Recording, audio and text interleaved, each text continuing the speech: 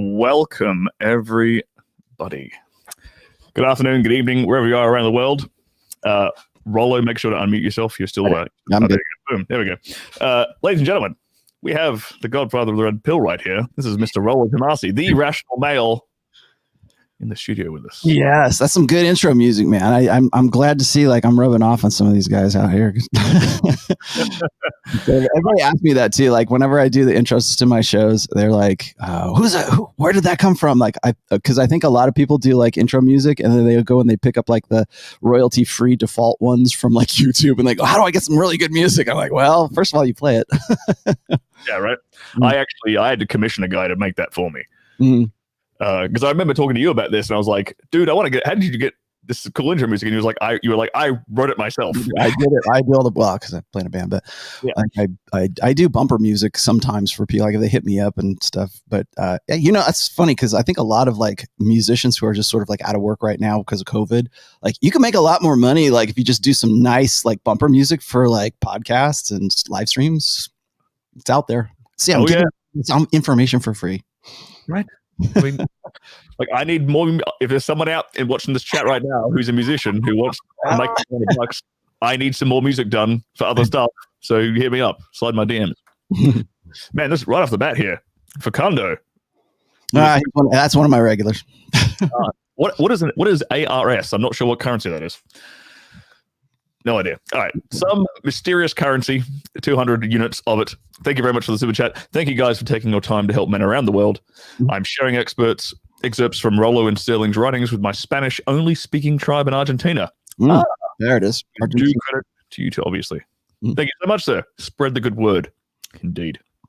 Now, today I got Rollo on because I wanted him to dive in deep on the concept of solipsism. Because I think a lot of guys misinterpret it, and I see I see guys throwing the label around, especially during my live streams when I've got girls here in the studio. I'll see guys dropping it in the chat. Oh, that's an example of solipsism, etc. And in a lot of occasions, it's not, and most guys tend to ask you questions about hypergamy this, hypergamy that. Hypergamy is everything. It's all they ever want to talk about. But I personally, when I was reading your books, the concept of am I pronouncing it right? Solipsism. Solipsism. That's what I hope I'm pronouncing it right. I think I did. Solipsism. I think so many people said solipsism. Like when I first went on, I started doing interviews and I started calling hypergamy hypergamy. Yep. I'm like, because that seemed like the most natural way to say it, but it's whatever. Well, anyway, potato. However I pronounce it, when I was reading your books, for me, the concept of solipsism was the most useful one for me. It was the most useful concept for me because it explains a lot. It explains a lot of guys' frustrations. Not necessarily in terms of the dating market, because that's kind of what hypergamy kind of explains. Okay, here's why the dating market is kind of the way it is, right? Alpha bucks, beta bucks, right? But with solipsism, it kind of explains a lot of guys' frustrations when dealing with women one-on-one in a relationship context. Right. In terms of why the hell does she not understand my point of view? What how come we can't communicate, right? Yeah. Exactly. So that's why I wanted to get you on, Rollo, because I feel like people are going to listen to you no matter what. And you've written a couple of essays on this topic, which are in the description below for further reading. Those are chapters, and I want to say I believe I put them in book 2. Which is preventive medicine. I have 3 books out right now, and solipsism features. If I kind of regret not putting it in book 1 because it's kind of one of those foundational principles that you kind of really need to know about women's nature. A lot of people will say that I'm like misattributing solipsism, or I'm redefining it, right? Like, or you're trying to expand the definition, and in some ways, yeah, I am. You're right. I did the same thing with hypergamy as well. And they, of course, people say, well, why are you an authority on hypergamy? Well, hear me out. Let's see why we should expand this. Same thing applies to solipsism. Now, everybody will say, well, everybody's self-interested. Yes, they are. what's the joke is not everybody's out to get you, but everybody's out for themselves. So that's let's just clear the air right there. I get it. We are human beings, make comparisons.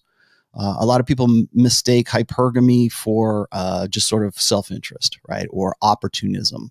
Yeah. And, human beings evolve. Well, most animals, most higher order animals make comparisons, right? They know the difference between a little apple that's like kind of scrawny and worm eaten and a big juicy giant apple that just fell from the tree.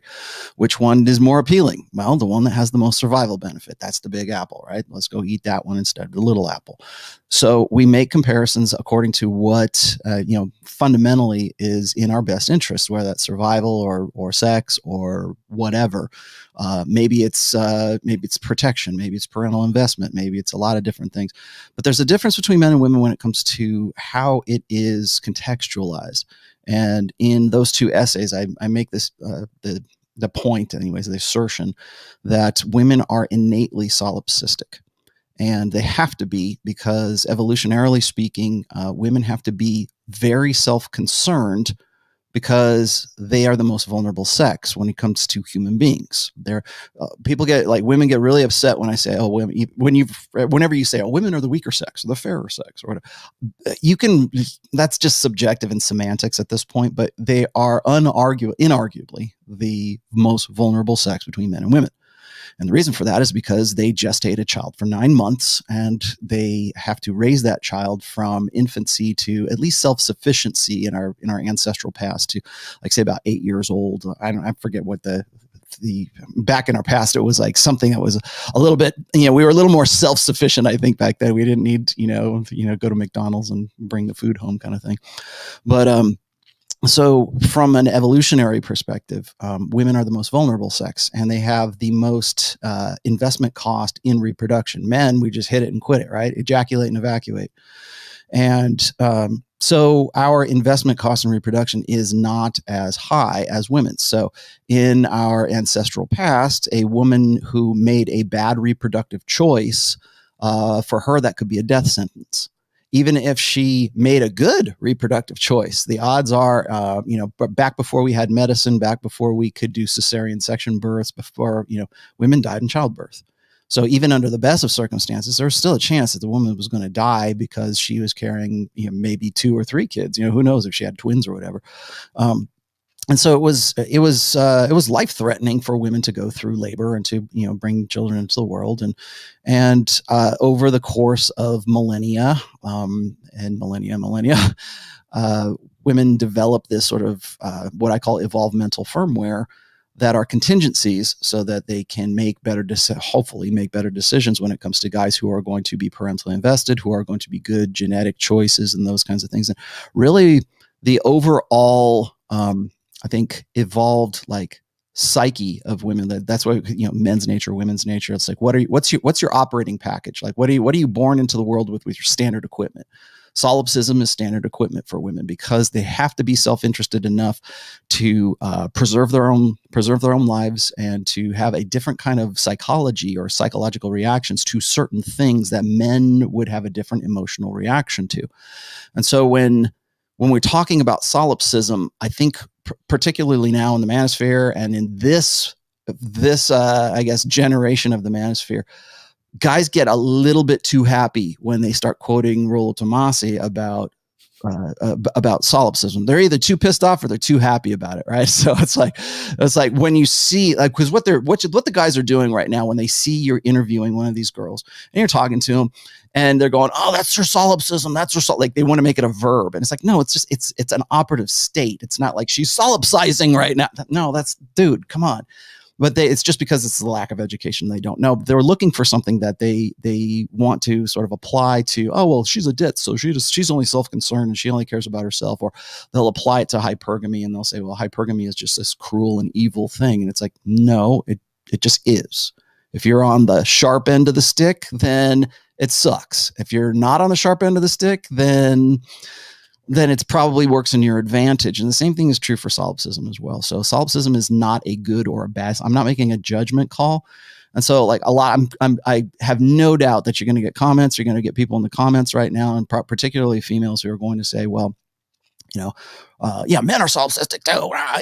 They're self-concerned, they're self-absorbed. Well, yeah, they can be, but they have to be trained to be that way. They have to learn to be that way through circumstance, through behavioral conditioning, through whatever it is that, the things that make them that way. In women, it is a natural proclivity to be solipsistic. Now, what I mean by solipsistic is that solipsism is technically a philosophical term. It's not really a biological or a social term, I guess. But solipsism is the idea that nothing exists outside yourself. And so anything that comes into sort of your awareness is something that's kind of like an actor on the stage kind of thing. So you're the main thing you're the center of the universe pretty much. And anything that comes in from the outside is just there to like facilitate your story or in some way serve your interests. And it's not that. Now, hear me out, because a lot of people will say, "Well, that sounds like that sounds awful, right? Women only think about themselves." What do you mean? Like, well, they have to, and they have to think about the best interests of themselves, because if they don't, then the next generation of kids might die. That's it in a nutshell right there, is that if they're not self-absorbed and not self-interested, then, pretty much as the gestators, the incubators of the next generation, they run the risk of, if they're not careful, if they don't have that mental firmware already pre-installed, then it's a risk to the species. Literally, it's for humankind. So they have to be solipsistic about themselves, and then by extension, solipsistic about their children as well. So when you look at, women will do pretty much anything for their kids, right? I mean, biologically, emotionally, evolutionarily. They're the nurturers. That's what they're supposed to do. Because that's been the success of our species for eons, right? So when you see a girl that's so let's fast forward up to 2020, and when a girl comes on your show and she sounds very self-absorbed, it's usually because that solipsism has been reinforced and encouraged in her by this globalizing, westernizing, expanding global Western culture that is gynocentric, that is there to reward women, not only for just being women, but also for it's what I call the fempowerment narrative. And so it's like anything that can be leveraged to empower women will be. And as a result of that, like social media, just being on the show with you is enough to sort of feed that solipsism. And so guys need to make a distinction here. And most of them don't have the maturity to do this, let's just be honest. But they need to make a distinction between like narcissism and solipsism, because that's the biggest mistake. That's the number one mistake guys make. They say, well, she's very solipsistic. No, she's very narcissistic, because somewhere along the way between the ages of like 5 years old and 25 years old, I don't know how old a girl is, but somewhere in that 20-year experience on planet Earth, she has learned that her solipsism is reinforced and rewarded if she does certain things. And so therefore, when she goes on there and guys are like, oh, look, there's that solipsism again. No, it's mostly like self-absorbed narcissism. And that then we can start talking about psychological things and emotion and all that great stuff. But you don't get there unless there's already a pre-installed solipsism that brings her to that point. There's a couple of things here. So it's kind of like when guys try to use it as like a verb, like you mentioned before. It's not the right way to think about it, right? It's a way it's like a frame of viewing the world. Everything is interpreted through that solipsistic lens. And I don't think women really even realize that they're doing it. No. And like I said, sometimes it's a good thing, and sometimes like when we exploit it, when we leverage it, commercial interests leverage women's solipsism all day long.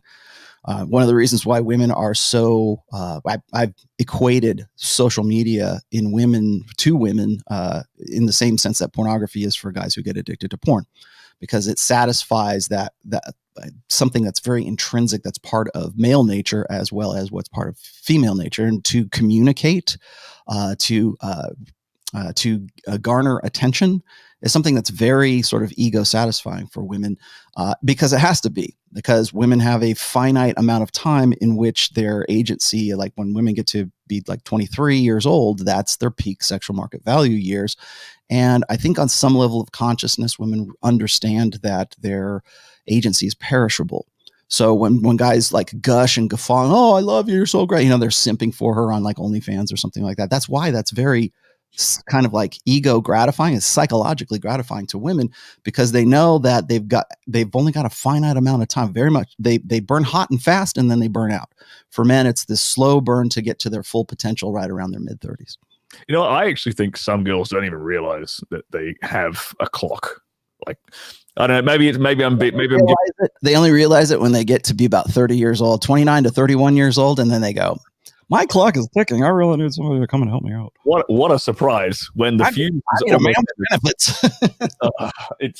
But when I talk to girls on my show who are like 18, 22, 23, they're conveniently oblivious to the fact that they have a clock. Well, the women, like, because you're in the industry, and so you're around women who are right around that peak market value. Like 18 is kind of young, but like, I mean, let's be honest, 22 to 24, that range right there, that is you're hitting on all 8 cylinders right there.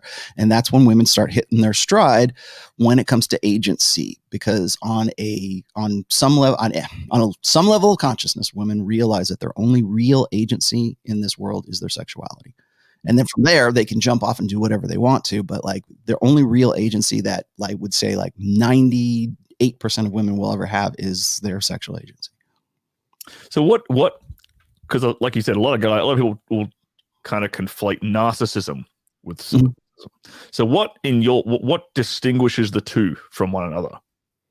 Narcissism is almost an unhealthily overdeveloped sense of solipsism in women.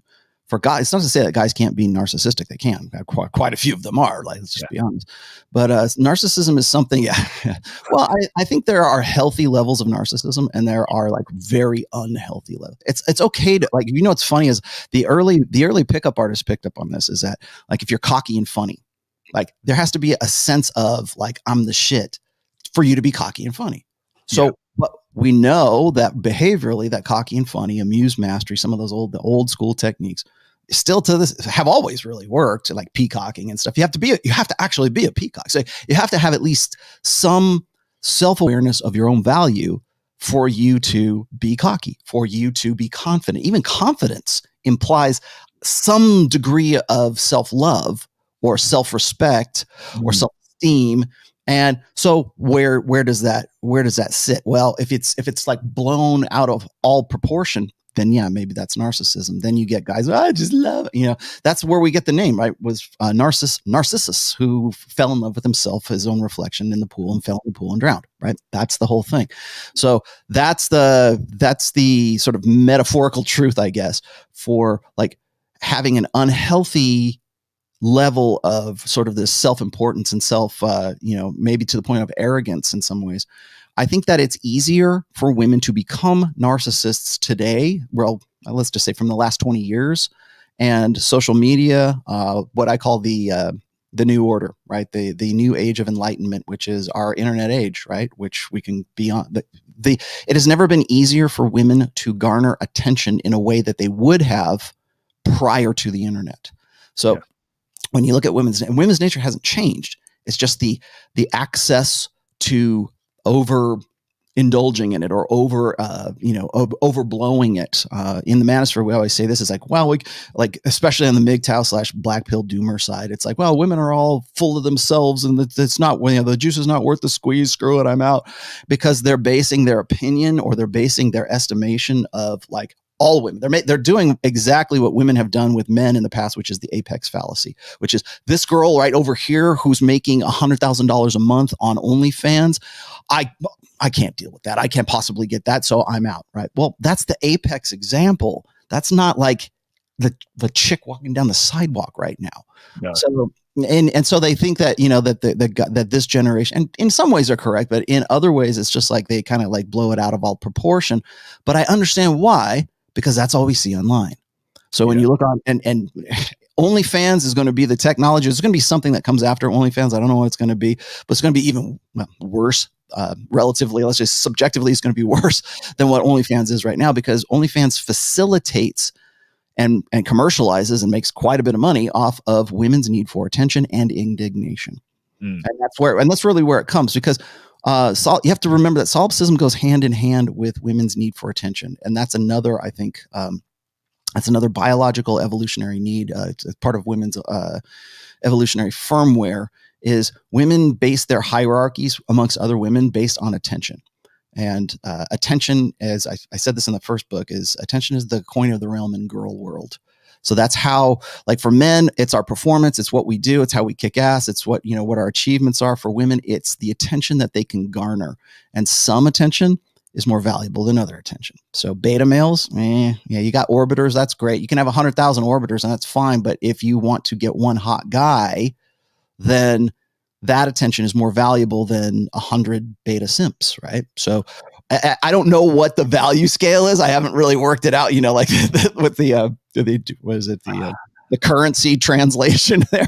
I don't know what it is, but there are some attention is worth more than others. And again, that's solipsism, because if women don't want that attention and they do want this attention, they will find ways to channel things or to work things out in the world so that they can maximize certain input, like attention input, and minimize other input. And as we get more into a gynocentric culture, you'll see right now we're criminalizing beta male behavior while we're rewarding alpha male behavior right now. You just gave the perfect introduction to this clip I'm going to play, because it's basically exactly what you just said. So we're going to play a clip from one of my previous interviews. Before I do that, smash the like button. We've got a bunch of you in the chat, a bunch of you watching live right now. So make sure you hit that like button, get it shooting up in the algorithm. And if you're new to this channel, hit the subscribe button, because I have plenty of interviews like this one, as well as the ones I'm about to show you with me and some lovely young ladies from my industry. So let me just quickly share my screen, and then we'll jump in here. You can see that, can't you, Rollo? Yep. Excellent. Okay, so it's only like a minute long. Well, who is this girl? This is the lovely Kylie Rocket. All right. She is a porn star. I think she's only about I think she's 19 or 20. From the infamous Rocket family. Right. So I'm going to play this. It's only like a minute and a bit long, but it's basically exactly what you just said. And so that's why I like doing these interviews with chicks, is because there's just endless. So you didn't know you were going to get a breakdown video for this one, did you? I didn't really realize this. But let's hit the play button and you'll see what I'm talking about. Let's make sure my volume is up high enough. Let me know if the volume is coming in a bit too low, Rollo. Yeah, I love my job, actually. I love it so much that I have problems in my personal life. There was someone that I tried to talk to, a regular civilian. It's like to date a dude? And this is recently. Juicy story. Let's make sure you everything in. And my Deeper scene just came out, and that's a big scene. So I was so excited. So she had a Deeper is a big porn company. She had a big scene come out for it. So she this just to give context to what she's talking about here. She was excited for this big release of this scene. Okay. And, this person, I just met this person. He knew what I was doing. Yeah. So I never really talked about it though, because he was always telling me what he was doing, and then he was into stocks and buying all this merchandise because he owned the business, and I was so cool, and I was helping him out, but I never talked about my things and my accomplishments. So I was I was so happy with my Deeper scene. I was look, and I showed him the video of you getting riled. Yeah, and he was was a keen on it. Yeah, and then I went home and he texted me and I was whenever I asked him if he could come over, he's I don't think we should see each other, and I was what? He was I personally feel disgusted, and I was what did I do? And he was I told you not to show me the video, and I was but I was so happy about it. I never ever get to talk about my accomplishments, and I'm actually happy about this. But if you have a problem with it, I don't care. You're not for me. This is why a lot of industry, and this happens a lot with industry girls. We'll get to the blue check mark stuff in a minute. But a lot of I see it time and time again. Girls, you guys don't have it's easy. It's super easy for you to find a boyfriend. Cute girl. No, it's not. No. Listen, hear me out. It's not. You trust me. Look, you have thousands of thirsty men lining up in your DMs. I've seen them already. Yeah. Thousands. So if you wanted to, you could make any of them your boyfriend in a heartbeat. But you don't want to. Yeah. You don't want those. Yeah. Okay. It's a difference. What's it like being right all the time, Rollo? Well, okay. So, I mean, how old did you say she was? 18? She's about 19, 20. 19, 20. So she's just now entering into really her party years right now. And is in an industry that is, obviously it's very sexual. So she's going to run into guys who are going to be, I think it's interesting that you said that, the guys that you want to get with aren't the guys you want to get with, right? They're not the guys that you want to form some sort of attachment or become intimate with. And the guys you do want to become intimate with are the guys who don't really want to have anything to do with you because they know their value, right? Yeah. And I think there's right now, because I know people are going to say this, like, well, I wouldn't want to be with her anyways either, right? Well, there's guys who are going to be happy to sort of compromise their paternal instincts for a girl like that, and then there's guys who won't. I think that this is really kind of fascinating because it sort of refers back to something I was writing about in the fourth book, which is human beings have an innate revulsion response to certain things. So like if we smell poop, right, we want to get away from it, or even somebody barfs, you reflexively barf too, or something, whatever, or like a dead body, right? We want to get away from that and there's a reason for that, because a decaying, necrotifying, whatever, dead carcass can spread pathogens and things like. So we have an innate, I want to get away from that. I think that men and women, and those are like easy instinctual responses that I can say, oh yeah, we all have that. But I think that there are more refined revulsion responses, and those are gendered responses as well. So when women complain about being a single mother, and it's like a death sentence for them, like no guy wants to get with a single mother because there's all this baggage and all this stuff that goes along with it. Well, that's true, but there's also the innate revulsion response to that, which is, for men to be concerned with their own paternity. They don't want to waste their resources and their resource investment in another man's progeny. They don't want to say, well, yeah, I mean, this is a basic evolutionary thing. I'm not saying men don't do it. They do it all the time. But they have to get past that revulsion response in order for them to be the dad who stepped up, right? Or, because men have an innate self-interest in their own paternity. We have to, because we can't, in our ancestral, right up until about 1970s, before we had like the DNA tests, we didn't know 100% if the child was going to be ours. And so that's what the compromise was, women, you have to, settle on your promiscuity, settle on your instinct to cuckold, that kind of thing. Or it's like, you're going to get with the guy who's the best alpha fucks beta bucks. You're going to get with that guy instead of this guy. And then try to, have the best of both worlds. I think men instinctually understand that. And as a result, we've developed a revulsion response to certain things or certain circumstances. So when she's 18 years old and she says, hey, here's my great new scene, and she's very proud of it, because in this day and age, we think, oh, well, we're all evolved people. We're all on the same page, right?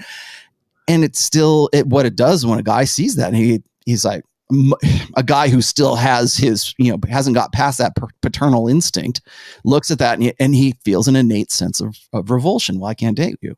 Why? Well, because 10 guys just, jizzed in you. That's why, because you are a bad bet for my future paternity. That's really what is sort of, percolating in guys' brains. But women aren't going to pick up on that.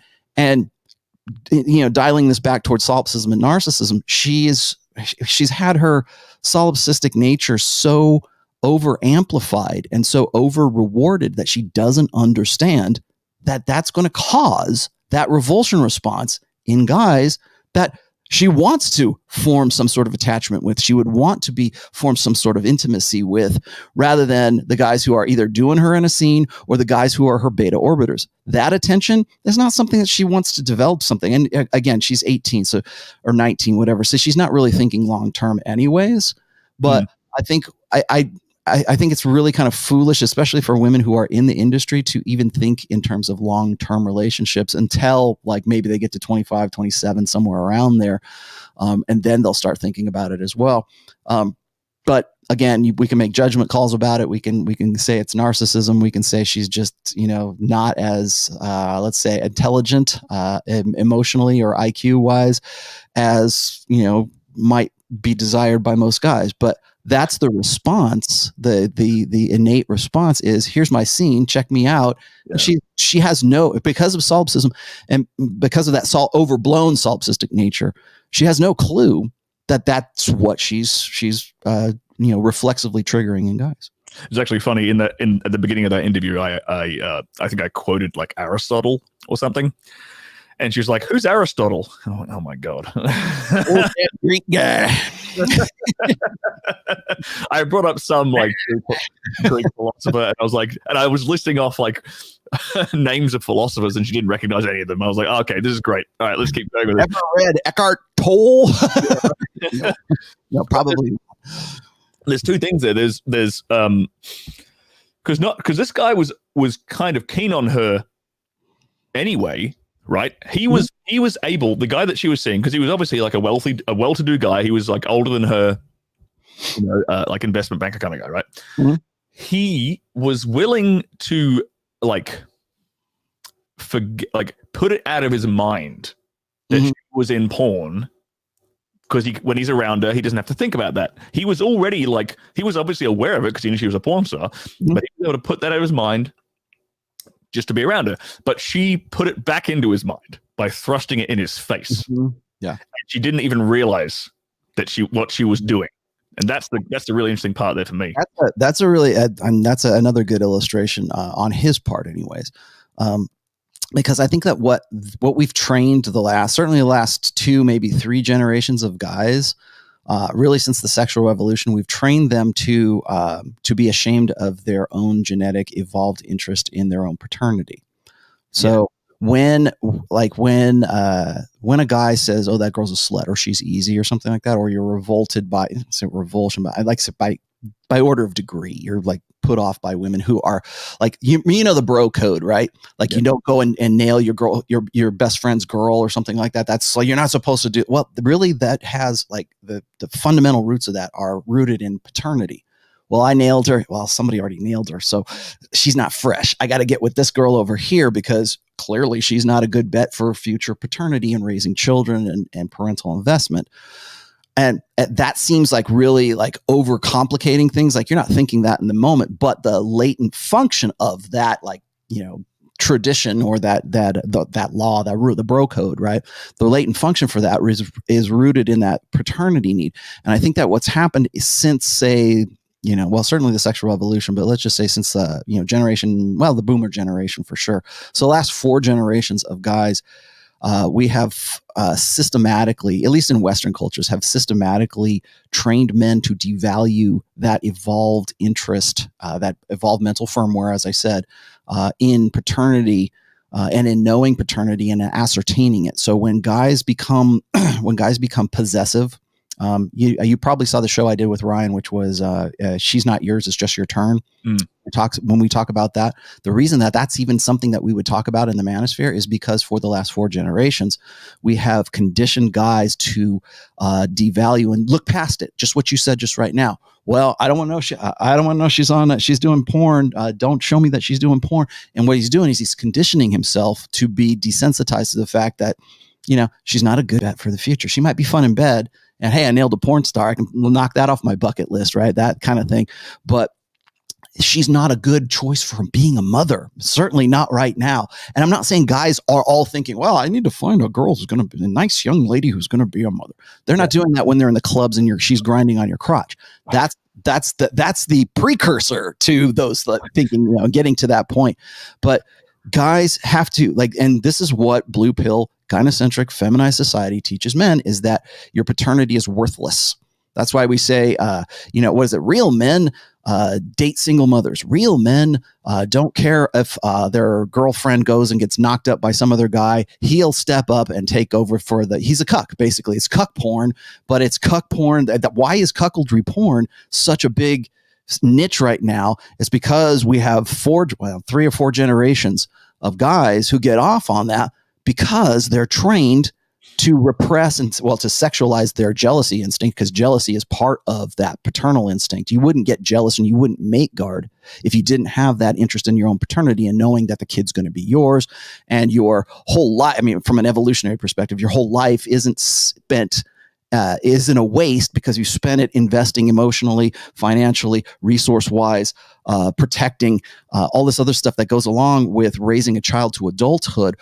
Then the child's not genetically yours. You're a dead end. You die and you go away, and the guy who you've invested in, his kid goes on and he does probably the same thing that you just did. So there's instinctual evolutionary mechanics, like I said, evolved mental firmware. It's the starting package for men is to be jealous, we default to anger, right? We default to wanting to know that the pregnancy or the baby is going to be ours. And in this day and age, when we're in a gynocentric social order where women are determining what is reproductively in their best interests, well, that's why cuckoldry is in women's reproductive best interests, because they can get with the alpha bull and then they can get the beta to raise the child. From the most extreme way of illustrating it, that's what we're looking at. And that's why. So what happens is guys have to push past that revulsion.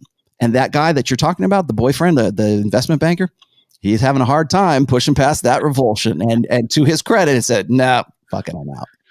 Right. There's another really interesting example I see all the time on my either Instagram feed or my Twitter feed or some combination of both. I love your show because I can talk about cuck porn and not have to worry about like guys going, "Oh, what's he talking about?" Everyone who watches my channel knows what you're talking about. Is a really interesting thing I see all the time is girls will, when they get a boyfriend, girls in my industry, when they get a boyfriend, if they post a photo of them and their boyfriend on their Instagram, then all of a sudden they're somehow shocked that they lose a ton of followers, that they lose a ton of their simpy, thirsty dude followers on Instagram or Twitter or whatever, and they'll complain about it. They'll be like, "Oh, how come I can't have my cake and eat it too?" Exactly. I don't understand. That's solipsism right there, baby. You can make it a case depending on the girl, right? You can make a case for narcissism in there as well. But really, that's it. And I'll tell you again, that's a good example. The girl you just showed me a second ago is a good example of the obliviousness that we have encouraged women to sort of, wallow in, I guess, which is that they don't know, that she probably honestly doesn't know that this is a bad idea to show this guy this picture. Yeah. Why is he insecure? Well, he's not insecure. He's interested in his own paternity. Maybe he's not keen on his girlfriend. How about he's so secure in his masculinity, he's telling you to go pound salt. Yeah. Well, that brings up an interesting point. It's this idea. There's another thing that's been like perpetuated a lot, and it's not only been perpetuated by mainstream society. It's been perpetuated by, even like to a degree, the manosphere itself, and that's the idea that mate guarding is beta. And this is a complete load of bullshit. Because like some of the most alpha men in history have mate guarded. That's where we have like eunuchs and shit like that. Right. Well, so I'm kind of on the fence between those two. So let's just look at a couple, because things have changed a little in a gynocentric social order when women are the ones who are directing reproduction, which they've done really since the advent of hormonal birth control, right? We've basically unilaterally said, ladies, here's hormonal birth control. We can have sex now. We don't have to worry about pregnancy. We're going to put it all in your hands. Here's this big, huge responsibility and throw it. And not just you ladies of this generation, but every generation that comes afterwards. So I agree in some sense, because alpha males will definitely mate guard, particularly if they are women that they have already they've already bred with. They've already put those resources in. Like if you look at the reason I'm not undecided. I kind of understand why mate guarding is an evolved part of men's mental firmware, but if you look at primates, if you look at like alpha male primates, they will do something similar where they will smack around. They're violent. They're hostile with the women with the female apes that are in their troop, right? And so they smack them around so that they stay. They're only breeding with him when they go into estrus and when they're fertile, when they go into their proliferative phase of their ovulatory cycle. They give it up to the beta males when they bring them bananas or pick nits off of them or watch the babies of the alpha male. But the chances of that beta male actually impregnating that female is next to nothing. Right. So there is mate guarding I think mate guarding is it crosses both of them. So like for alpha males, it's a mate guarding in the sense that it is he's trying to keep the cohesiveness of sort of his territory, his troop, his to be an alpha male in a sort of an animalistic sense is to acquire resources, acquire women, and acquire territory. Those are the things that define sort of an alpha male primate, or even like, wolves or lions or whatever you want to call it. And I'm not making those comparisons. I'm just saying in the abstract, that's what has classically made for, alpha males. And so mate guarding in that context is different than mate guarding in a beta male context. So because right now, according to, if you go by Western social enforced monogamy, every alpha male is actually a beta male in that sense. Because if you're getting with just one woman, that right there is not in your best interests as an alpha male. You're alpha. You want to spread the seed, right? Unlimited access to unlimited sexuality. That's why pornography is so great, because all these guys they get addicted to porn because that's men's innate function, is to spread the seed, unlimited access to unlimited sexuality. And when society says no, you have to get with one woman and you have to stay with her for the rest of your life. Right. And, certainly, be invested in your own family, because your family is your first tribe and all that.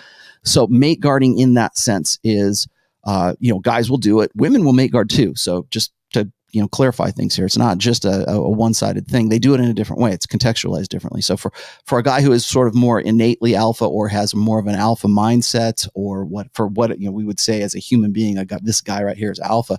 It's not that he won't mate guard. He will, but he does it in a different fashion. And he does it from a different originating point than a beta male. Beta males, when they mate guard, they still feel the same thing, the same mate guarding instinct that the alpha does, but his mate guarding comes from a point of insecurity, meaning I don't want you to go on that girls' night out to Vegas because I know you're in your ovulatory phase, you're wearing the red dress and the hoop earrings, and you're going to go get laid and you're going to cheat on me, kind of thing. That's why those guys mate guard, because it's in their best interest to do so.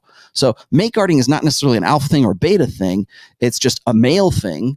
And it's contextualized differently depending on where that guy is, sort of like in the sociosexual hierarchy of guys.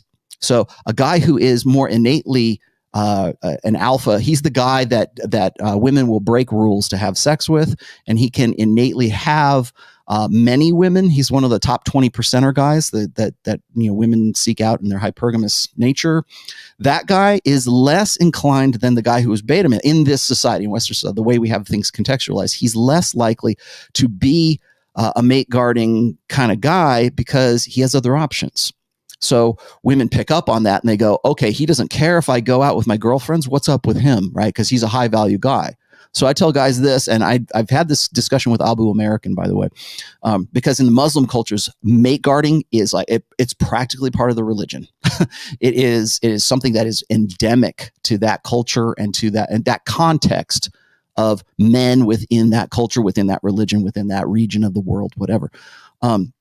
And so they view it differently than say, so for them, to be an alpha male is to mate guard. You have to, because why? They've got 4 wives. They can have up to 4 wives. So they've got to keep, it's like whack-a-mole, now you don't have to deal with one woman's like solipsism and promiscuity. You're dealing with 4 women, and there has to be some sort of unifying psychology that keeps them all with that one guy. So he has to maintain his value as a very high value guy to maintain. In fact, that was that in our ancestors. Well, geez, I mean, as far back as like the Old Testament, right? Back in Father Abraham had like 2 wives and God knows how many concubines. That's because he was a high value man. High value men had harems. soft or hard harems. They would do that. And so so when you look at powerful men in a tribal sense, it doesn't matter whether it's the Hebrews of old, or it's dynastic China in the Forbidden City, or, tribesmen in the Amazon rainforest. The powerful chief has an area where his harem stays, and there are his concubines, and he goes and he mates with them, and he has the eunuchs, like you said, to protect to protect his genetic interests. So to the point where he's going to cut off the balls of the guys who are going to go there and to ensure his parental investment in those women. It's not going to be your sperm that impregnates him. It's going to be my sperm. All these women, like, what was it? I love this, is that I was reading that, you probably read this too, is that 1 in every 200 men on planet Earth right now is a direct descendant of Genghis Khan. Not because he was a hot guy, not because he was 6 foot tall. No. He was probably on a lot of people's shit lists back then. So it wasn't because of that, but he was a powerful man who had access to very many women and had lots and lots of offspring. I want to go get tested to see if I'm, old Uncle Genghis, I'm a part of the family, right? But that's the case.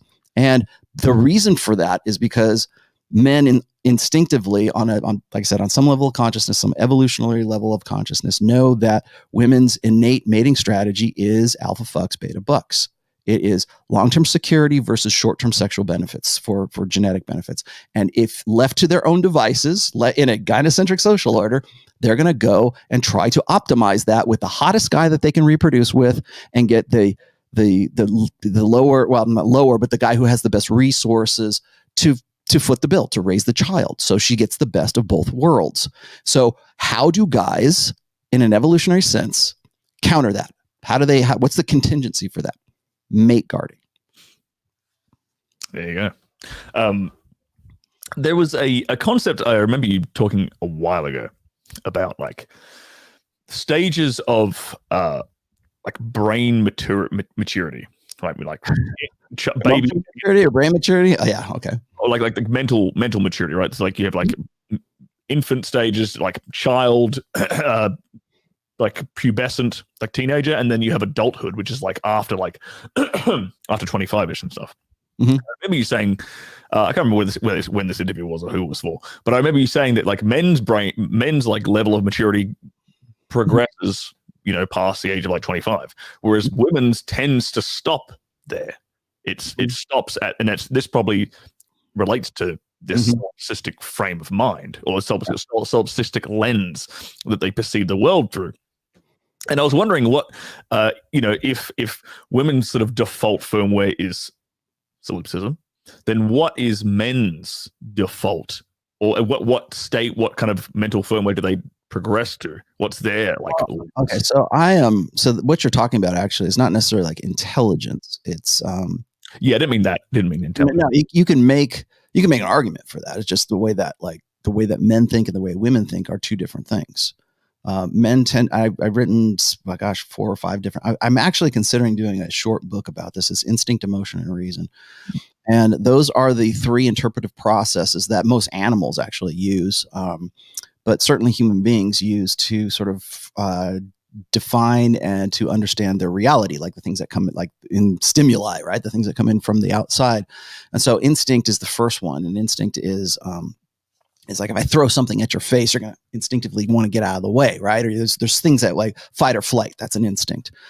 So there's like things that are so automatic that they become part of your hardware, right? Your body is your hardware. You have this sort of mental firmware that's your starting package, the things that you have a natural proclivity to, whether you're male, you're female, whatever. You have a natural, in some cases, it might be like your firmware might actually be an artistic gift. It might be a gift for languages. It might be something that you're good with math, those kinds of things. And so that's like, I see that as sort of like written into the code, right? So that's the instinct. That's the mechanics level. Then there's the emotional level. And emotion is, how do I feel about that? How am I going to react about it? And the thing that guys and most women need to understand is that emotion is not magic. It's not like, I feel this way, and let's write a song about it. Let's write an 80s power ballad about how I feel. Let's get together in a drum circle and talk about the cosmic realities of our emotions. It's like, no, I can control your emotions. In fact, I'm probably controlling a lot of people's emotions just by talking right now because of what I'm saying. Because stimuli in the outside world triggers things in your body like fight or flight, right? That's a really good one. You're a caveman, you see a big saber-toothed tiger, you either get pissed off and you're going to fight and you're going to kick this thing's ass, or you're going to go, I'm out. It's fear, right? You're right. That's an emotion, is fear. That's one of the base emotions. Like, get the hell out. It's a survival emotion. Anger can also be a survival emotion. And you see these guys who take like, steroids, you get a tren or whatever it is, and they go and they have a roid rage, right? Well, the rage, the emotional component of that is because you took a mood altering drug, man. The same thing with antidepressants and things like that. So I can alter your emotions by altering your physical state. And when first thing we tell guys in the manosphere is like when they start reading, red pill stuff, I read my books or whatever, and they say, well, how do I start? What do I do? I get in the gym. And it's not just like, oh, you want to look better so you can get laid. That's not the only point. It's part of it. Mm. But you also feel better because you're triggering dopamine. You're triggering endorphins in your body that you've probably neglected for a very long time. And so you'll feel better about yourself. Why take antidepressants when you just go in there in the squat rack and those are your antidepressants right there? So I can change your emotion emotion is a physical thing. It's not like, woo, it's a magical sprinkle motion dust on you, right? And I don't think enough people really realize that because our certainly pop culture, but our storytelling natures, we want to sort of apply this idea that emotion is some sort of cosmic thing. And it's not, it's just how we feel about things because it's immediate. So when, like jealousy, like we were just talking a minute ago, you see your girlfriend with, you see your wife or your girlfriend with another dude, you just even have the suspicion that she's with another guy, you're going to experience jealousy. There are certain emotions that guys are more prone to than women are. Like, I'm not saying women won't get jealous. They will, but there are certain, like men tend to default to anger. Women tend to default to crying and sadness and all that kind of stuff. So there's different ways that we, like men and women, biologically process emotions differently, and particularly negative emotions. Women are at record levels of taking antidepressants. As of 2010, 45% of women in the United States take an antidepressant and have done so for the last 5 years. So that right there should show you something about how we have sort of, standardized and made emotionalism sort of our political discourse and our religious discourse and our interpersonal discourses as well. So that's that part. And then there's the reason part. So reason takes a lot longer than emotion. Emotion's much more, instinct is like instantaneous, right? Emotion is much more, it's not as fast as instinct, but it is really fast because people can be driven to emotion, especially if they're trained to respond in certain ways or they're conditioned to respond in certain ways. For reason takes time. It takes critical thinking. It takes intelligence. It takes patience to learn how to do things. Wax on, wax off, Daniel-san. Wow, suddenly I've got motor memory, right? So you've got this. I think for men tend to default to rationality and reason unless they're trained to default to emotion first. So when I talk about instinct, emotion, and reason is something that's going to teach you how to survive so that you can learn how to, that guy got killed by a saber-toothed tiger. How about we figure out something so they can't get into the camp anymore? Like those kinds of things. So it's this innovation, it's ingenuity, it's imagination, creative intelligence, all relies on rationality and reason. Men tend to default to instinct, reason, and then emotion. For women, it is instinct, emotion, and then reason. Now, women are going to say, well, men are emotional too. Yeah, we are. And you know why? Because for the last 4 generations, the gynocentric social order has taught generation after generation of little boy, little Johnny, to get in touch with his feminine side and to express himself and to be vulnerable and cry and do these things that guys don't have a natural proclivity to do. So when you're talking about what about these levels and things like that, well, I have to explain sort of, and that's the elevator, that's the long elevator speech of where we get to. What you're talking about is emotional maturity.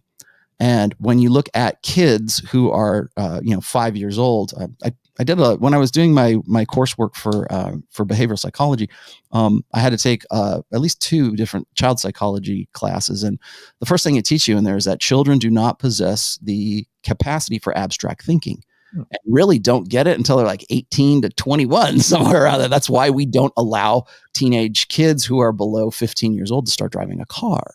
We don't trust them, or they can't give sexual consent when they are 14 years old because they can't give consent, right? Because they can't make the abstract thinking work for them. They can't think of what's going to happen if I do this. And so there's a lot of stuff that goes on. So the abstract thinking part of things, that's like base one, right? Learning abstract thinking and dealing with your emotions and how that works. And I forget the guy. You had to call me on this, didn't you? I forget the guy who was there's a very famous researcher. I think I don't think he was an evolutionary psychologist, but he was a guy who made distinctions in emotional maturity, and he made them in like 6 different levels. And he said that women tend to only, and not to say that there aren't exceptional women, there are, but like women tend to only get to like level 4 or level 5. Men get to a point of level 6 because men are responsible, or have been historically for, the course of our evolution, have been responsible for the children, for women, right? And I think that the reason why men get to like level 5 or level 6 is because they have the responsibility for ensuring the survival of people who they are willing to sacrifice their lives for. So there comes a level of mature, like men are, as far as our innate, programming, we're sacrificial. Sperm is cheap and eggs are expensive. So along with that comes a need for an emotional maturity for self-sacrifice, altruism, like kin association, kin altruism. So when we talk about emotional maturity, a lot of guys will say this in the manosphere, especially. They love this. They go, "Women are like children. They're like the most mature 14-year-old in the house," right? And it's like, well, no, but men think of women in terms of children because they get to a point of understanding that they're responsible for those women. Even if they're not, they feel that way. They feel protective of her. There's an innate male protector dynamic that we want to protect the children. We want to protect the wife, right? We want to, if the child cries, if you hear a baby crying, we go, "Oh, let's go fix the baby," and we want to go, like, if you're at a movie theater, the most annoying thing in the world is to hear that kid start crying in the middle of the movie, right? So there's this protector vibe that men have. When it comes to, like, say, instantaneous, like I think it's instinctual, like when in mass shootings, for instance, like the Las Vegas mass shooting, when the bullets start flying and men don't have time to think about it, they'll throw themselves bodily in front of bullets, in front of women that they don't even know. And you could see this over and over again in the Aurora theater shooting for James Holmes. If you look at, there's countless examples of this where guys will put themselves in front of a woman. "Oh, you're female? And I'll take the bullet for you," kind of thing. There's this instinctive protector dynamic that I believe, this is me spitballing here, but I believe it is something that has to do with, like, survival value. Like, she's the incubator of the next generation. So I've got to put myself in front of this bullet because it doesn't matter if I die, she's going to go on and the race is going to go on. And that's just something we have to do. But if men have a time to think about that, like, we're all going to, like, I compared these two one time in an essay, like, you remember in the Titanic, right? Where it's women and children first, right? That's altruism. Women and children first. Get them on the lifeboats quick. It's like, when Jack, goes down into an icy grave, and the thing is like, can I get on the boat with these? No, because there's that's this instinctual. I'm honor bound to go down with the ship. Then you go and you fast forward to, I think it was 2013, 2014, and there was a sinking of the Costa Concordia luxury liner that went down. And I think it was in the Mediterranean when that happened. And it was going down slowly. And so guys had time to think. I'm like, "Fuck you. I'm going to get it." And they women and children first. Nah, me first. I'm out. Was it chivalry died? Chivalry died. What happened to women and children first? It's like, yeah, well, that's a sign of the times. It's like guys have a time to think about it, as opposed to like it being this instinctively immediate survival situation. That's where the basis is as far as like emotional maturity is concerned. But guys see women, I think, on it certainly simps, right? They want to save them. It's the savior complex, the savior schema is what we call it. They want to save women because I see this all the time. You've probably seen this as well. It's like in the porn industry, there'll be There'll be a woman who's done porn for I don't know, until she's 28 years old, and then suddenly she finds Jesus, right? Every dude that's in an evangelical youth group, pastor, wants to marry that girl immediately because she's hot, she's sexual. We already know she's ready to go, and now she's got questions about God. Hey, that's me, And then they marry this former porn star, and now she's the prodigal daughter returneth, and I've seen at least 4 different stories about that, and I would say in recent memory, anyways. But that's the savior schema, right? I'll save her. I'll help her out. We'll start over. I'll forgive you of your past, that kind of thing. It's because guys see women as sort of children. And in some ways they have to, because it's the same dynamic that guys, when they protect children, they also want to protect women as well. The funny thing, I'm glad you brought up Titanic, because everyone talks about the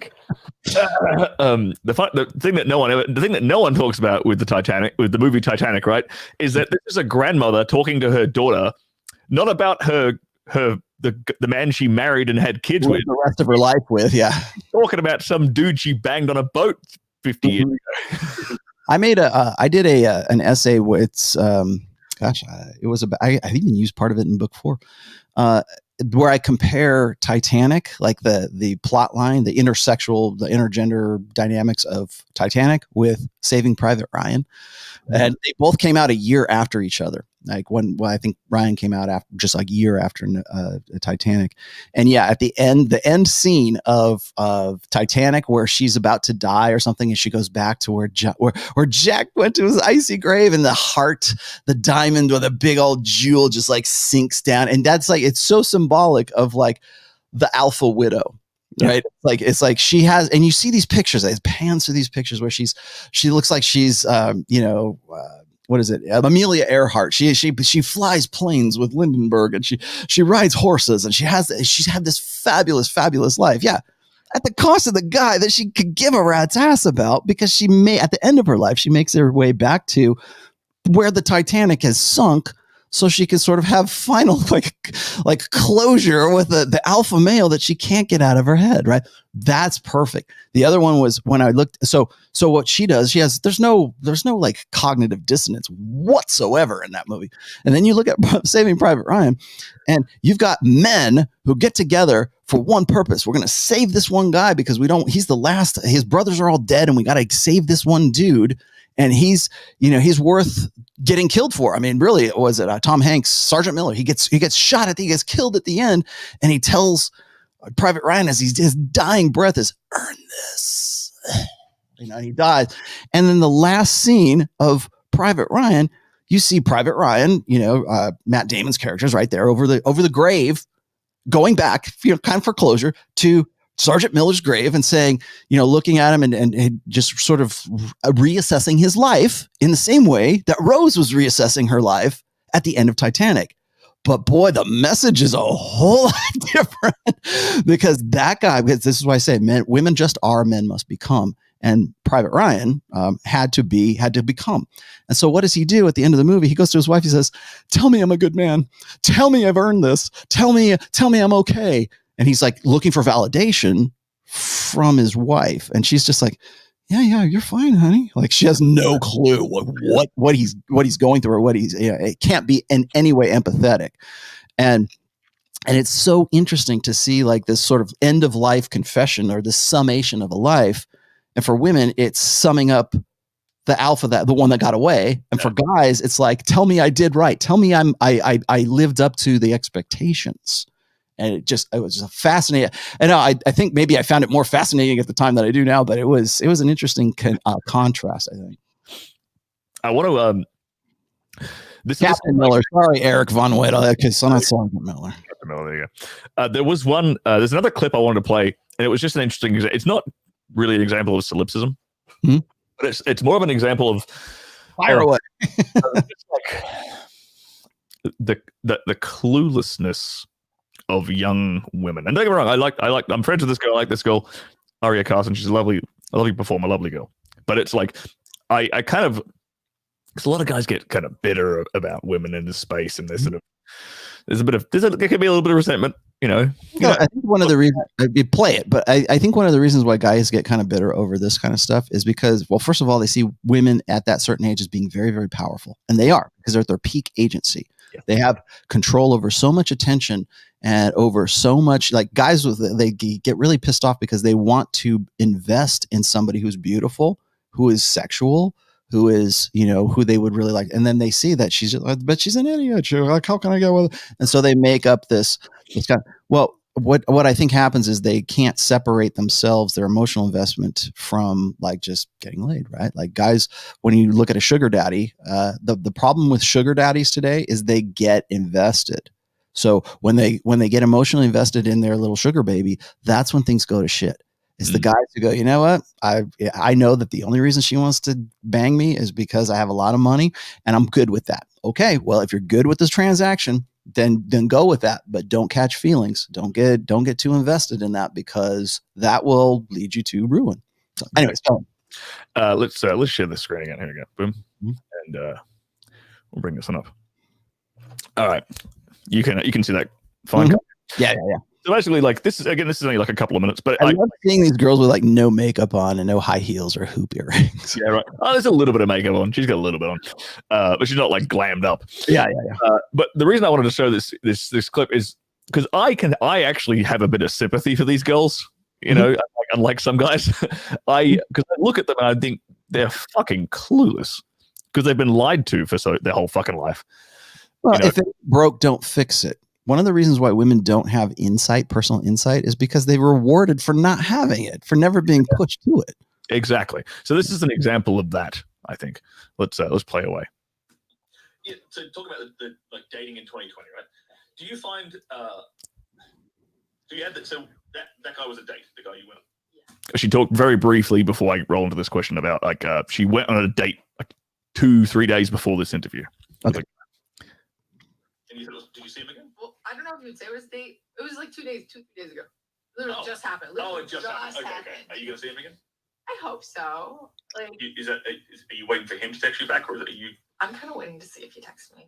I don't know. I'm bad at this. I am good at being sexual. I know how to suck a dick, but I don't know when it comes to the man's feelings and having to use my feelings. I start to spaz out. You don't have to use feelings. But you don't have to use feelings. I get nervous. You just have to be like pleasant. Like, do you know how to be pleasant?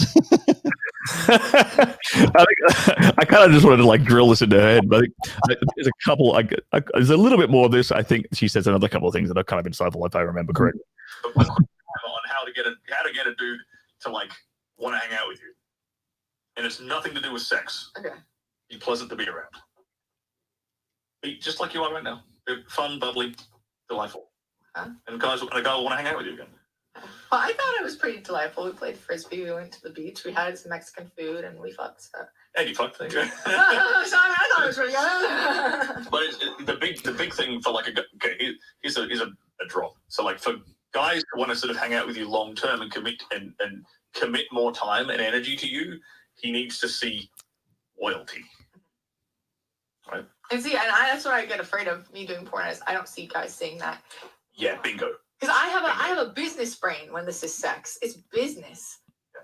And I could say that all day long, but I also told him, dating and porn is hard because then you have to go to work and then you have to have someone else inside you and you're like, I really just want XYZ inside me. Dude, I'm glad you said that because that's another point I really wanted to bring up. So because I see this all the time on set where like if I know that the girl has a boyfriend who's like pretty alpha, or I know she's dating somebody not in the industry who's like a famous YouTuber or whatever. He's like a pretty alpha dude. I'm like, okay, this girl's not going to give me any chemistry because in her mind they almost get this kind of guilt about fucking at that point. They've got a dude in their life because she just said it then. I'd rather be fucking this guy when I go to set. Like, even porn stars, they can't help it. They'll get this guilt about. Do they tend to exit the industry when that happens? Typically, yeah. It's either like the age that gets them, or they get like an alpha dude or like a well-to-do guy Mhm. And they're like, all right, time to check out, cash my chips in and get out. Mhm. But Yeah. they get this guilt of like, I don't want to be fucking anybody else. I only want daddy's dick. Mhm. But I noticed this. Okay, so there's this. I think there's a similar dynamic, and this, of course, pornography is easy to see, right? But I have throughout my career, I worked in liquor and alcohol. When I'm working with promo girls, the best promo girls that like stop being promo girls are the ones that meet somebody at an event, get in with that guy, and they don't want to do the events anymore. And I can't even get them to pour cocktails for guys, because they got to be flirty, they got to be hot. They're basically like booth candy when you go to like a game convention or something like that. They're the girls there that get people to come into your booth and see what you're selling, kind of thing. So there's that. So I would lose into. There was the other one was when I'm working for casinos. If you look at like women who are VIP hosts, the casinos, like high end, Vegas casinos for sure, certainly here in Reno as well. But like for the high end casinos, they go through VIP, like very good looking VIP host women very quickly, because what happens is those guys become very like infatuated with that girl, and she doesn't want to have like other guys. And this is, we're not even talking like dozens of guys. We're just talking like maybe she's got like 5 to 10 guys that she's a VIP host for. She's not banging all of these guys. I mean, she's flirty with them, and she has to be. And she has to. It's like your girlfriend when you come into this particular casino and you're a high roller, and she's going to tell you when the poker tournament is, that kind of stuff. We would go through, when I was working for the casinos, we would go through those girls like because they would fall in love with them, and then they would get married, or then suddenly they're the gold digger girls, right? And so once they get involved in that, then they feel bad about being with that guy or being with other guys and not with that other guy, because that's where their sort of, I want to say loyalty, but that's where their direction is. That's what they're committed to. That's where the resources are. That's where, and it doesn't necessarily have to be like financial resources. It can be an emotional investment. It can be a sexual investment. The guy could be so alpha that she just doesn't want to go on the girls' night out to Vegas, right? It doesn't even enter her mind to think that she was like, he's the guy that satisfies the hypergamous doubt. And that is the guy who she said, hypergamous doubt is this, is he the best I can do? Yes, he is. Okay, then she's ride or die girl. And that's when she exits porn. That's when she stops being a poor girl. That's when she stops being a slot host or whatever it is. That's when that ends, because it is a better decision for her. Pragmatic. I mean, hypergamy is very pragmatic. Let's just be honest. Like, it's like, that's the best option that I have. That's what I'm going to go with, and let's see where this goes, kind of thing. And I think that, again, that's another part of women's, sort of internal innate firmware. So, like, when it comes to making those choices and bugging out, I this is going to really piss off some people too. Like, it's going to piss off some guys, so I'm just going to do it anyway. Gentlemen, if you're with a girl, if you're with a woman who you think is like really devoted to you, and she starts like getting interested in other things, like, so like her football team's now the Raiders instead of the Niners or whatever, like she's probably found some, that you have these mate guarding suspicions and these mate guarding, jealousies, and you don't know why you're doing that. There's probably something on the periphery where something's happened, and she's behaving like, the medium is the message, like something's happened and she's behaving in a way that is out of character. It's usually because there's something there's some new guy, there's something that's come around, and she's either, I'm not saying she's having an affair, but she's attracted, or she's flirting, or there's a consideration that this guy might be a better option than this guy right here. The other thing that sucks is this for you guys. If you've ever been in a situation where you are your girlfriend starts banging another guy and she admits to the affair, or maybe she doesn't, maybe she's still keeping it secret, right? So you've got a girlfriend who's like unfaithful and she's banging another guy, but you don't know about it. And what happens is, when she's with the guy who is the best she can do, having sex with you is now compromised. It's now, she's doing it just to keep up the lie. And you're no longer the alpha. You're no longer the primary that she comes back to. The guy that has on the side, who is her best hypergamous interest, becomes the alpha that she's kind of becoming widowed from right now. And so to have sex with you, the boyfriend that she's committed to, becomes cheating on the guy that she really wants to fuck, the guy who is that guy. And I think that dynamic certainly plays into porn, because if the guys that are banging her in the porn are not the guys that I think this is instinctual, right? Aren't the best that she could do.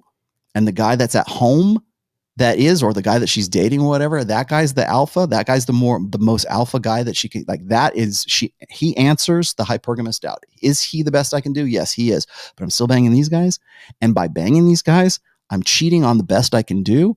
That is a risk. That is a compromise, let's say. That is compromising hypergamy for these guys, for this industry that I'm doing. And I think when women get into porn, that's their revenue. And so now they're financially dependent on having sex with all these guys, but yet they're instinctually, from a hypergamous sense, they understand that their sexual value is perishable.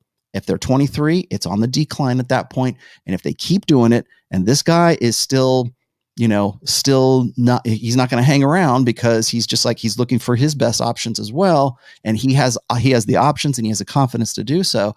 That sort of makes having sex with these guys seems like cheating on the guy who is the hot guy who she should be with, or she feels she should have some sort of connection with. Because if she doesn't, when the time runs out, when the party years are over, when she hits the wall and that guy's not there, she's unless she saved her ducats, then she's going to, be in a bad shape. Right. So I think on some level of consciousness, women realize alpha seed, beta need, right?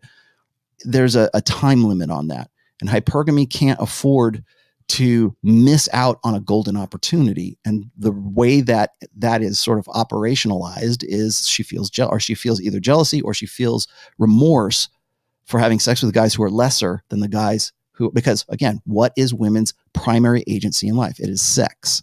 And so if that guy is going to bail, her best hypergamous choice is going to bail because she's in an industry where she has to have sex with guys, then that goes against that instinctive kind of like subroutine that's running in her brain. Bingo. I just thought at the very beginning, the beginning example of, like, I thought it was interesting just how completely clueless. She's oblivious. Yeah, she's oblivious to what, like, when women say that, like, women will tell you this all the time, and not just women in the porn. They'll say, I don't know why I did that. I don't know why I did that. Like, I had such a great guy. I don't know why I cheated on my husband. I don't know why I did that. Why? Or when they get to what I call the epiphany phase, right? 29 to 31 years old, they want to turn over a new leaf, right? They want to get right with God. They want to do something. And guys will say, like, guys throw rocks at Rollo, right? They say, well, don't you think women really feel like that? It's not like some big conspiracy, man. It's not like they're trying to, like, stab you in the back or anything. I'll go, yeah, no, I 100% agree. If they were to take a polygraph test and to say that they're sincere about that, I would say they'd pass it 100%. It's just, I'm not saying that it's disingenuous. I'm saying it happens at a certain time because certain factors are sort of finally, that insight I was talking about is finally clicking. It's like, the biological clock. That's a social convention that comes up from that. I better cash out my chips from the casino before the doors close. I better get off the carousel before it starts or stops spinning. And I think that when women get to be about 27, 28 years old, you probably saw the breakdown video I did of Tommy Lahren, right? She's 28 years old and she's just raging because she can't find that right guy, right? The girls you're interviewing, they could give a rat's ass about the right guy. They just, I don't know, you're oblivious to all this. When you're 28 years old and you're Tommy Lahren, then it's like, oh, guys, you need to play by my rules. You need to man up. Yes. We've only got like 10 minutes before you have to fly out of here. Yeah. There was a couple of this is a really quick super chat back from Facundo. 50 Argentine pesos. Guys, please finally explain the story of why the bigger the hoop, the bigger the W. What does that have to do with it? The bigger the hoop, the bigger the whore, right? Oh, earrings. I'll tell. Okay, so let me explain to you why that. Like, this is guy talk. Okay, so it's like if she has hoop earrings on, it means she's ready for sex. Like, that's the only time. Like, if you go and you watch pornography and you watch like women who have the women in porn wear hoop earrings. Like, just check them out. Like, for by and large, and you're never going to look at another. You're going to do another scene. And you're going to go, oh, there's the hoops. All right, Rollo was right. But it's so where did I get that? Right. So the reason I got that is I was reading these studies about what's called sexual ornamentation. And there's a really great research, EvoPsych researcher. Her name is Dr. Marty Hazelton, and she's out of UCLA. And she's done a lot of stuff on what's called ovulatory shift. And ovulatory shift is that when women go through their menstrual cycle, through their ovulatory cycle, that at different points in that cycle, she's more proceptive to sex with like alpha guys. And once she gets past ovulation, she goes into the luteal phase. And the luteal phase is where women get PMS and they go, oh, I want my Ben and Jerry's and I want to watch sad rom-coms or whatever. And they get their friends. And then that's when like beta males, like they become like sort of the phone friend and the emotional tampon. And then she goes through PMS and she's like, and then she goes back into the estrus phase, which is the proliferative phase. And she starts the cycle over again. Well, during that estrus phase, when she's looking to put her, like, again, do women know that they're doing this? No, probably not. But it's so obvious. It's behaviorally, we see it happen so consistently that it's a predictive framework. So when women wear red dresses, tight dresses, or they decide they go, Sterling, me and the girls, we're planning to go out to Vegas for a girls' night out, and it's like, I guarantee you, if you knew what her like cycle was, I'll guarantee you that weekend is right there, right on the proliferative phase. It's and they won't know that, but that's when they're all kind of coordinating things. So when you look at women's what's called sexual ornamentation, women tend to dress sexier. They tend to wear hoop earrings. They tend to wear red dresses, red whatever during that phase. They dress themselves up because what they're doing is they're advertising. They're displaying, saying, "I'm fertile. Come and get me." Right? Hoop earrings was one of the things that was part of one of these studies, or one or two of these studies that I was looking at, and I go, that explains porn. Because it's like all you see is these big hoops, and I'm like, so when you see that, you go, I get it. Yeah, maybe it's like mimicking, supposed to mimic like a vagina or something. I don't know why. No, I don't know. I don't know why that's the signal, but I mean, really, like, why do women put on makeup? Why do women wear red dress? Why do they wear, like, what's the rationale? And people say, oh, you're making too big a deal out of it. I'm like, no, because it's done so consistently that there's got to be something behind it. Yeah, I don't know. Yeah, I don't know why that would be. There's an interesting. Here's like a little hoops. Why it's hoops, but it's hoops. Here's a strategic thing you guys can implement from this discussion. So I've done this before with exes. There's apps you can get on your phone which you can track her period. Yeah, you can use that to your advantage. Yeah, I'll tell you what's funny is like whenever I've done talks about ovulatory shift and how it works for men's sort of game, like how in a pickup artist sense, like what to look for, like what are the cues, what are the signs to look for. And guys always say, that's so exhausting. How am I supposed to know when she's in this phase or that phase? Well, first of all, if you're living with her, you could probably figure it out. Second of all, or if you have her as a regular girlfriend, you can, when she's like kind of moody and when she's ready and horny, right? So, okay. That's one. The other thing is that most guys, you instinctively know what those things are. They've done these tests where it's like women are, it's like they've done these, what do they call the t-shirt, the armpit t-shirt tests, where they're asking like guys to rate the attractiveness of whatever smell. Like, and when women were in like their proliferative phase of their menstrual cycle, men rated the smell of their sweat as more attractive or more arousing than when they're not. And it's so consistent that there's got to be something to it. Is the jury still out? Sure. But it's enough to go, okay, well, what can we do? There's got to be something at play here. And so ornamentation is another one, wearing sexy dresses and going out with your girlfriends, or putting yourself into situations where, like women, putting yourself into situations where you can meet a guy who's a high value alpha male guy who's going to bang you that night. And you're going to go back to Mr. Phone Friend and Mr. Emotional Tampon when you feel guilty about it. And that's, it's ugly and it's harsh and it's terrible, but it's like, that's how babies are made today. I'm sorry to say, but it's like there's a lot more to it, and guys think that they don't know, like they can't see the signs. It's just it's not that they don't want to; it's just they've been trained not to. So when a woman is like wearing a dress, she's displaying these behaviors that says, "Hey, I'm fertile. Hey, I'm ovulating." Most guys don't even pay attention to a woman's ovulatory cycle until they're trying to get pregnant. Until they go, okay, I'm ovulating, come home from work and let's bang. We're going to have a baby. This is how we're going to do it. Oh, gosh. Well, look, I don't want to keep you. I know you said you have to get out of here basically now. Everybody watching, hit that like button. I'm sure you gained a lot of information from this podcast. Hit the subscribe button as well if you're new to the channel. We're almost at 3,000 subs. We've only been going for like just over 2 months now, so I'm very happy with that. You've got your new book coming out soon. It's going to be probably middle of December. Middle of December. I'm not giving dates right now I'm being cagey about it, but let's just say it's going to be middle of December. Yeah, exactly. So keep a lookout for The Red Pill and Religion, Rollo's 4th book. Mm-hmm. And obviously, if you're on the if you're watching my channel, I'm almost certain you already subscribe and watch Rollo's channel. Mm-hmm. So, but if you don't, go check it out. We've had you on Rule Zero a million times. So. Yeah, exactly. So there we go. Thanks once again, Rollo. And we'll play some music here, and I'll see you guys tomorrow.